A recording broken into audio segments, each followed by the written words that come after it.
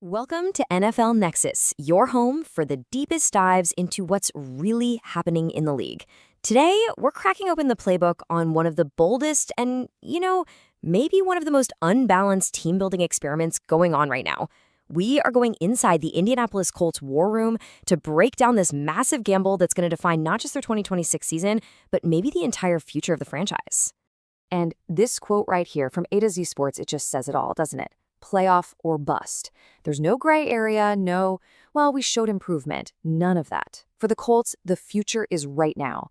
The pressure is absolutely cranked to the max, especially after the way last season ended in a complete catastrophe. The stakes just could not be higher for everybody in that building. Okay, so to really get why the front office is making these huge, kind of lopsided moves, you first have to understand the situation they're in. You got to feel the heat they're under. Because every single decision they're making right now is a reaction to this one catastrophic failure that is still hanging over that organization like a dark cloud. It has totally reset the clock to win now or else. Just think about that for a second. An 8-2 start.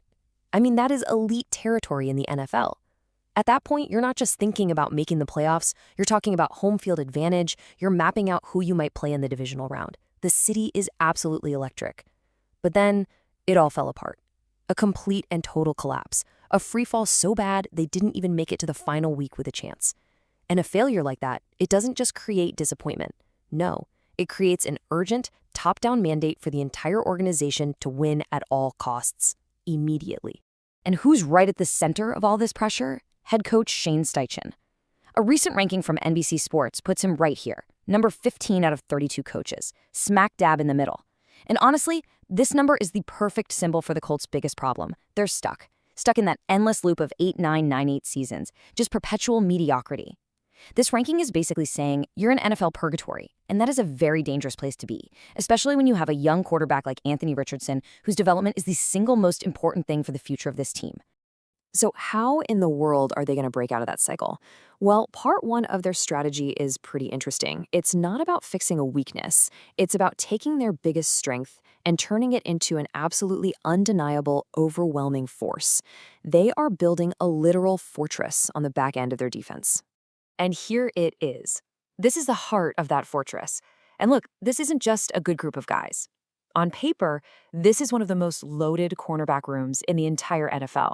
You've got Sauce Gardner, the superstar they traded a fortune for, a guy who can just delete an opponent's best receiver from the game. Then you've got top-tier vets like Charvarius Ward and Kenny Moore II, who's still one of the best in the slot. And you've even got quality depth behind them. This is a very deliberate plan to build a shutdown secondary that can, by itself, win them games. But here's what's really telling. Even with all that talent, they are not done. The Colts recently had a virtual meeting with a prospect from NC State, Devin Marshall.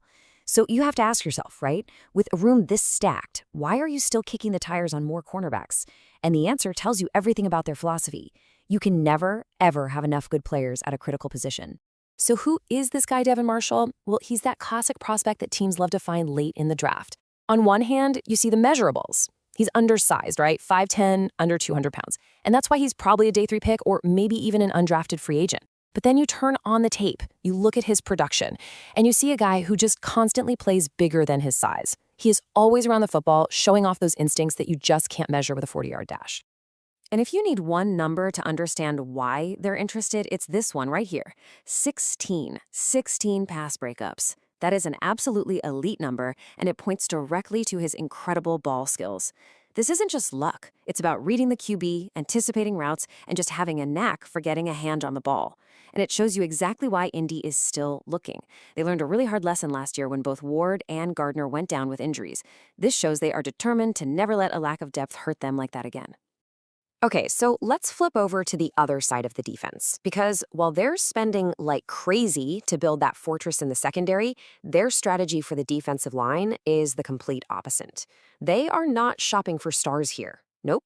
They are hunting for hidden gems. They're trying to strike gold on a serious budget. And the reason they're bargain hunting is pretty clear. The team lost both of its starting edge rushers, Kwity Paye and Samson Ebukam, in free agency. And we're not just talking about losing a couple of role players. We are talking about their entire starting edge presence. A huge chunk of their sacks from last season just walked right out the door. So now you can really see the core imbalance of this team. A ridiculously deep and expensive secondary paired with a seriously depleted and unproven defensive front. So why? Why this huge imbalance? Well, it all goes back to one single move, the massive franchise-altering trade for Sauce Gardner. Acquiring him cost them their 2026 first-round draft pick. That's the pick they would have used to find a top-tier young pass rusher to replace a guy like Pay or Ebukam. It was an all-in move, and every single decision they've made since has been a direct ripple effect from that one enormous flash. And what that trade does is it forces the Colts into this incredibly tough spot. They have a day one problem, a glaring need for an impact pass rusher, but they only have day three resources to solve it. This puts so much pressure on GM Chris Ballard and his scouts to find a diamond in the rough late in the draft. It's basically asking them to win the lottery. And a perfect example of the kind of lottery ticket they're hoping to cash is Western Michigan's Nadame Tucker. This quote from Tucker himself, man, it tells you everything you need to know about the type of player the Colts are looking for. He didn't come from some blue blood program. He had to go to junior college, the JUCO route. That is a grind. He took the long road. He's got that hungry, chip-on-his-shoulder mentality of a guy who has had to fight for every single thing he's ever gotten, just waiting for one shot. And boy, when he got his opportunity at Western Michigan, he absolutely exploded. Just look at these numbers. 14.5 sacks, which tied for the most in the entire country. But it's not just the sacks. He also had 51 total pressures.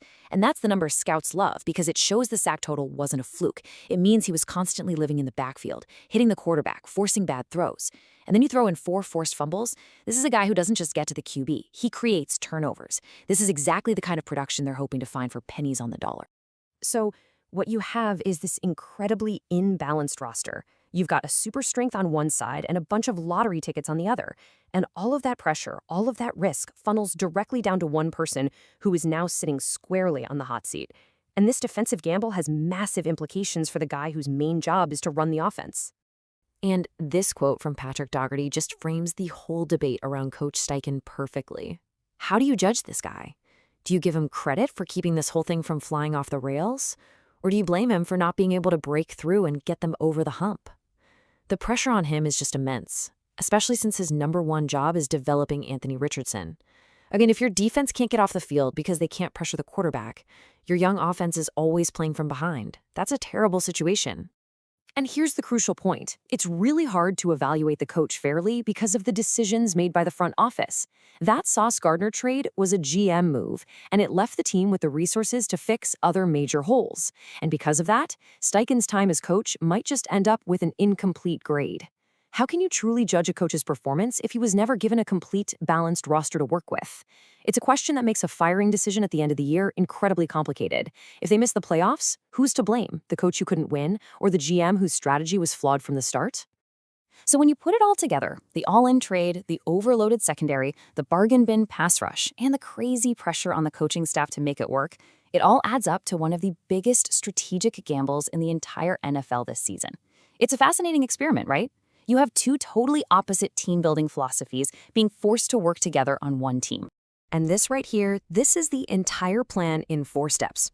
Step 1, go all in. Trade your most valuable future asset for a guaranteed star right now. Step 2, build a super strength. Just keep adding to your secondary until it's so good it can cover up for problems elsewhere. Step 3, hunt for value. Pinch every penny and pray that you get lucky with late-round picks to fill the huge holes you created.